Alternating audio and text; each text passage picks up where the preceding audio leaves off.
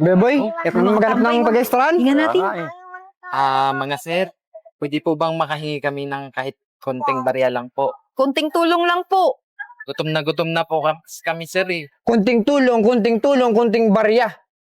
Alam niyo ba, kami, nagpapakahirap para magkaroon ng pera, para may pangkain. Kayo, manghihingi lang. Ano gusto niyo? Instant? Walang ganun. Kuya, pantawid gutom lang kahit ngayon lang. Didiskarte naman kami sa... Susunod po na araw, sir. Anong klaseng diskarte? Manghihingi pa rin. Eh kami nga gutom na rin pero hindi kami nanghihingi. Naghahanap kami ng paraan kung paano kami makakain. Umalis nga kayo sa harap namin, babaho nyo. Tara, te. Tara na. Doon lang tayo sa unahan. Ano ba? Sila? Paulit-ulit ko na lang sinasabi. Ay, madam, pasensya na po excuse me po, nakakahiyaman. Pero pwede po ba humingi sa inyo ng kahit barya lang? Pagkain lang namin ngayon. Wawa naman kayo. Parang nangangayayat na kayo sa gutom, ha. Tsaka, nakakaligo pa ba kayo? Ba't ganyan itsura nyo? Ma'am, ganda. Wala na po kasi kaming pera eh. Taka, wala din po kaming bahay na mauwian. Ikaw naman ang bola ka pa dahil dyan. O sige, maganda ako. Oo. Para sa inyo, nati kayo. Nagbabari tayo!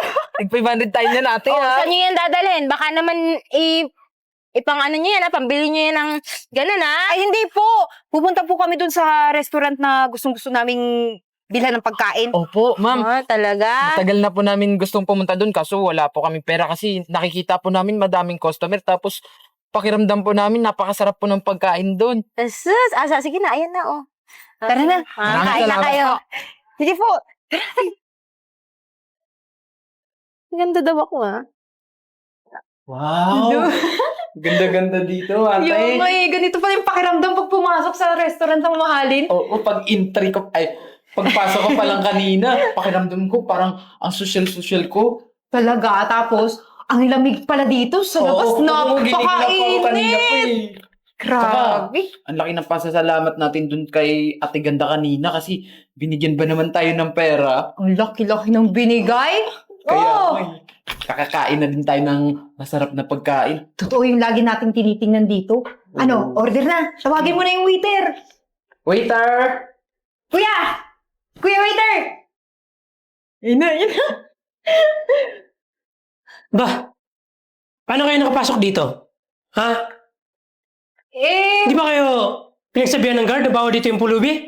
Wala naman pong masama kung pumasok kami. Pinapasok naman kami. Ano mo lang masama? Nakikita nyo ba yung mga itsura nyo? Ang dudumi nyo, ang baho nyo pa? Kuya waiter, may pera naman kami. At saka, sir, naligo naman po kami nung Naligo na nakaraang buwan, ha? Amoy mo yung sarili mo? Amoy kanal? Sa tingin yung mga panganyo, ang tutulis? Sir. Kaadik kayo, no? Grabe ka naman. Ate, grabe naman yan. Magsalita, oh. Kuya nga. Ano, pera nyo 1,000? Oo. Sa tingin nyo, may mabibili kayo dito? Alam nyo bang mamaling restaurant yung pinasok nyo?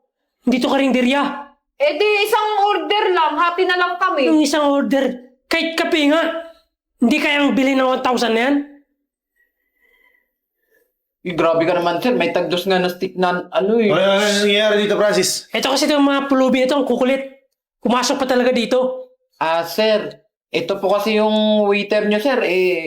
O-order naman po kami ng pagkain. Tapos, May pera naman kami. Ano ngayon, may pera kayo? Ha? Bibili po kami. Tsaka gutom na po kami. Pangarap namin makapasok sa restaurant na to para... tsaka, sir, ito. Pangarap nyo? Nakikita nyo ba yung sarili nyo? Naaamoy nyo ba yung sarili nyo? Itong mamahaling restaurant? Papasukan nyo? O yung pangarap nyo? Hanggang dun lang yun. Doon kayo sa labas kumain.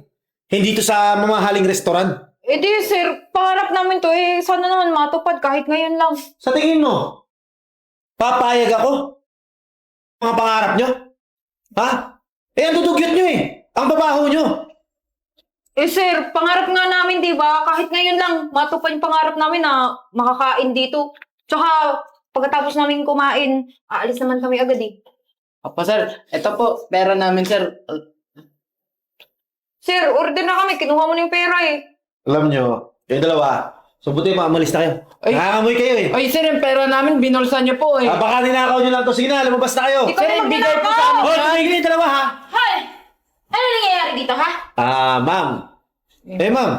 Tama naman yung ginagawa namin ni Francis Itong restaurant na to, para sa mayayaman lang to. Hindi sa mga pulubi, masisira itong restaurant mo, di ba Francis? Kaya nga, mami, kanina pa ito pinapalabas. Ayaw talaga. Kailan ko sinabi para sa mayayaman lang to? Tsaka, akin na yan. Kinuha mo? Kanila yan. Hindi nila ito ninakaw. Binigay ko to sa kanila. Alam niyo kayo, kunin niyo to. Kaya naman pala ang pangit ng reviews dito sa negosyo ko. Dahil sa inyong dalawa. Hindi ito yung unang beses na ginawa niyo to. Ang pangit ng customer service niyo. Ang sama na ugali niyo. Alam niyo, dapat di ko kayo tinanggap dito sa restaurant ko eh. Parang sobra ka naman makapagsalita sa amin ha. Parang wala kami nagagawa maganda dito ha. Wala talaga. Paano wala eh? Ang dami ang bumabalik na customer dito dahil sa amin dalawa. Kaya Diba? nga, mami. Kaya nga tatlo na yung naging asawa nito dito eh. Tsaka, ma'am, sayang yung pagkamacho ko. Ako pa naman yung hinahanap ng mga customer dito eh. Hindi ko kailangan ng mga itsura ninyo. Ha? Hindi kayo kawalan dito. Kayo dalawa? You're fired. Basta kayo. Kung hindi kayo aalis, tawag ako ng security sa baba. Francis, ayaw mo na yan. Tatandang dalaga yan. Napakasungit. Kaya nga, sir eh. Tara na, ayaw mo yan. Nanakit pa, alis na lang. Gulat ako eh. Hayaan niyo na yun. Buti na lang, dito kayo pumunta. Eh, ito po yung sinasabi naming pangarap namin ng restaurant. At saka ma'am, kayo po pala yung may-ari ng restaurant na to. Alam niyo po ba na sa buong buhay po namin, pangarap po talaga namin makapasok dito? Ano ka ba naman? Pinubola mo na naman ako. Ikaw, ha? Alam namin na magkakaroon ka ng maraming blessings pa kasi tumutulong ka sa mga kagaya ng pulubi. Saka hindi mo kami minamaliit, hindi mo kami kinakahiya. Tama. Ganun talaga. Eh, paano ba yan? Wala na akong staff dito sa restaurant ko eh. Sorry po, mama. Okay lang ba na magtrabaho kayo sa akin? Talaga po? Ate, magkakaroon na tayo ng trabaho. Kaya nga eh. Dito pa sa pangarap niyong restaurant. Wow! Lahat ng pagkain niyo dito libre. Titirahan niyo, ako na rin bahala.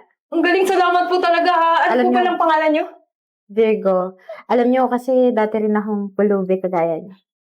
May tumulong lang din sa akin, kaya eto, nandito ako ngayon. Kaya gusto ko gawin sa inyo yung nangyari sa akin. Kaya pala mo eh. Naku po, ang swerte naman po namin ma'am, kami po yung napili niyong tulungan. Eh kasi sabi mo maganda ako eh. So ay natuwa ako sa inyo. Pero joke lang. Anyway, sige na. Sama kayo sa akin, dali. Mamimili tayo ng mga damit mo. Maganda. Baka naman po, pwede mamaya na po tayo pumunta ng mall. Kain po muna kasi pangarap po talaga namin makatikim ng pagkain niyo po dito. Mabobola ka na naman eh. Sige na, pupunta lang ako sa kusina. Papaluto ko ng kakainin mo. Sige po, Ako mama. na bahala ng lahat ng nasa menu, papakain ko sa inyo. Salamat po, mama. Thank you. Diyan na kayo, ha? Sige po. Thank you. Tingin-tingin nga tayo. Ano kayong mga menu nila ditong iba? Try natin sa susunod. Ang sarap-sarap nito, ate. Oh. Sarap naman itong paa.